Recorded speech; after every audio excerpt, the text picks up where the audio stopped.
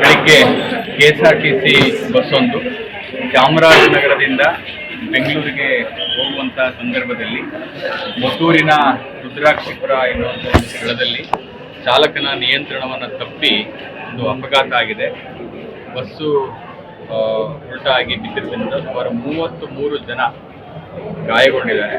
ಗಾಯಗೊಂಡಿರ್ತಕ್ಕಂಥ ಎಲ್ಲ ಪ್ರಯಾಣಿಕರನ್ನು ಈಗಾಗಲೇ ಮದ್ದೂರಿನ ತಾಲೂಕು ಆಸ್ಪತ್ರೆಗೆ ಸ್ಥಳಾಂತರ ಮಾಡಿ ಚಿಕಿತ್ಸೆಯನ್ನು ಕೊಡ್ತಾ ಇದ್ದೀವಿ.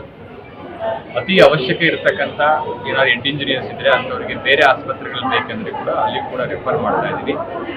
ಆಯಾ ಗಾಯಗೊಂಡಿರ್ತಕ್ಕಂಥ ಪ್ರಯಾಣಿಕರನ್ನೇ ನಾವು ಕೇಳ್ತಾ ಇದ್ದೀವಿ, ಒಂದು ವೇಳೆ ಅವರು ಖಾಸಗಿ ಆಸ್ಪತ್ರೆಗಳಲ್ಲಿ ಚಿಕಿತ್ಸೆಯನ್ನು ಪಡಿತಾರೆ ಅಂತ ಇಚ್ಛೆ ಪಟ್ಟರೆ ನಮ್ಮ ಆಂಬುಲೆನ್ಸ್ ಮೂಲಕನೇ ಖಾಸಗಿ ಆಸ್ಪತ್ರೆಗೆ ದಾಖಲು ಮಾಡಿ ಆ ವೆಚ್ಚವನ್ನು ಕೂಡ KSRTCಯಿಂದಲೇ ಭರಿಸಬೇಕು ಅನ್ನುವಂಥ ಸೂಚನೆಯನ್ನು ಕೂಡ ನಾನು ಕೊಟ್ಟಿದ್ದೇನೆ. ಹಾಗಾಗಿ ಅತಿ ಹೆಚ್ಚಿನ ಚಿಕಿತ್ಸೆ ಯಾರಿಗಾದ್ರೂ ಅವಶ್ಯಕತೆ ಇದ್ದರೆ ಅಂಥವ್ರಿಗೂ ಕೂಡ ನಾವು ಖಾಸಗಿ ಆಸ್ಪತ್ರೆಗೆ ಕಳಿಸ್ತೀವಿ. ಭಾಳ ಮುಖ್ಯವಾಗಿ ಮಿಮ್ಸ್ ಆಸ್ಪತ್ರೆಗೂ ಕೂಡ ನಾವು ಸ್ಥಳಾಂತರ ಮಾಡೋಕ್ಕೆ ಹೇಳಿದ್ದೀವಿ. ಈಗಿನ ವಸ್ತುಸ್ಥಿತಿಯನ್ನು ನೋಡಿದರೆ ಕೆಲವರಿಗೆ ಸಣ್ಣ ಪುಟ್ಟ ಗಾಯಗಳಾಗಿದೆ. 2 ರಿಂದ 3 ಜನಕ್ಕೆ ಹೆಡ್ ಇಂಜುರಿ ಆಗಿರ್ತಕ್ಕಂಥದ್ದು. ಹೆಡ್ ಇಂಜುರಿ ಆಗಿರೋಂಥವ್ರನ್ನ ನಾವು ಮಾತ್ರ ಮಿಮ್ಸ್ಗೆ ಅಥವಾ ನಿಮಾನ್ಸ್ಗೆ ಕಳಿಸ್ಕೊಡ್ಲಿಕ್ಕೆ ವ್ಯವಸ್ಥೆಯನ್ನು ಮಾಡಿದ್ದೀವಿ. ಸರ್, ಆಮೇಲೆ ಎಕ್ಸಾಮ್ ಇದೆಯಂತಲ್ಲ ಸರ್, ಅವ್ರಿಗೇನು ಬೇರೆ ವ್ಯವಸ್ಥೆ ಮಾಡ್ಕೊಡ್ತೀರಾ ಸರ್? ಅದು ಎಷ್ಟು ಮಕ್ಕಳಿದ್ದಾರೆ ಒಂದು ಪಟ್ಟಿ ಮಾಡ್ಲಿಕ್ಕೆ ಹೇಳಿದ್ದೀನಿ.